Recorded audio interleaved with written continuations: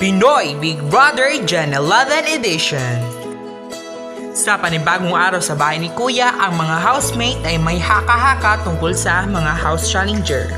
Alam nyo guys, like parang feel ko talaga may house challenger. Kahit meron pa yan, lalaban tayo.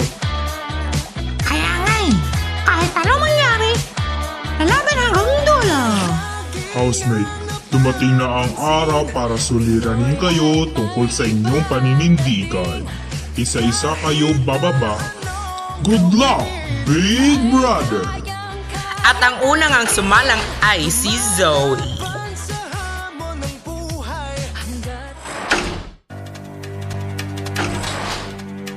Bruh! Oh my God!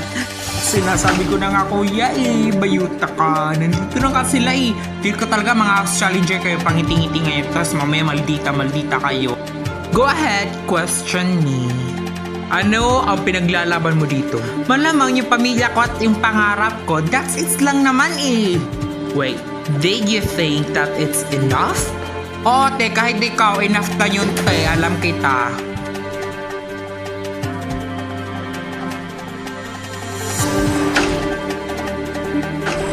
Sumunod naman na sumalang ay si Kimi.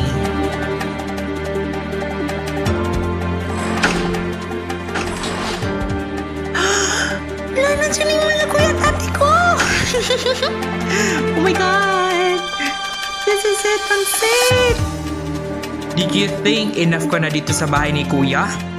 Oo, alam ko yan at alam ko yan sa sarili ko. I don't think you are. I think you are playing safe. No, I'm not. I'm not playing Shut up, safe. Kimi. Alam namin yung ugali mo sa labas ng bahay ni Kuya. Wala kasi kaya dito na nag-improve ako. Shut up, Kimi. Palagi ka na nang umiiyak, Kimi. Bro, oh my God. Are you okay, girl?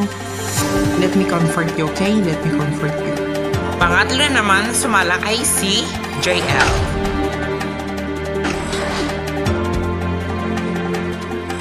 Bakit mo ko gustong mapalis dito sa bahay ni Kuya? Wala tayong magagawa Yan yung nominasyon task Sa tingin mo makukuha mo yung Big 4 spot? Yes, I'm confident yes. Wow, napakalaking pangarap. You know what? All you're saying is nonsense.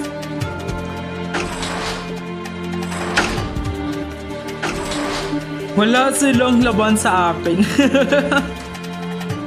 Pang-apat naman na sumalang ay si Pinky.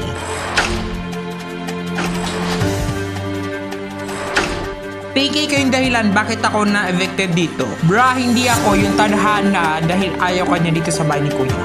Ba't napaka-defensive mo, Pinky? Kaya hindi ako defensive. Alam mo yan sa sarili mo.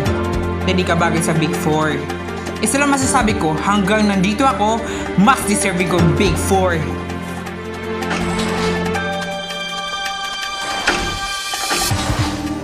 Lahat sila muted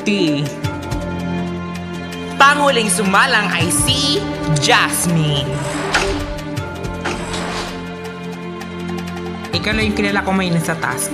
Kahit mahina man ako, alam ko na may paninindigan. Kahit na hindi naman yung naka-connected. No, that is connected. Make it sense. So sa tingin mo, bobo kami lahat? Feel ko kasi hindi kayo makasagot na maayos.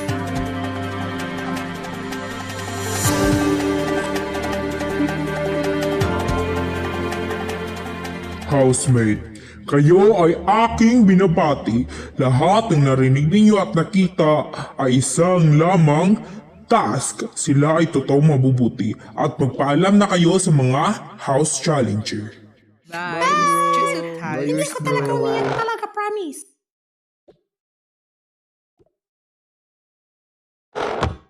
Abangan, makikilala na natin ang Big 4 ni Kuya at sasalubungin na natin ang huling evicted this season. Tutok lang sa Pinoy Big Brother Gen 11 Edition.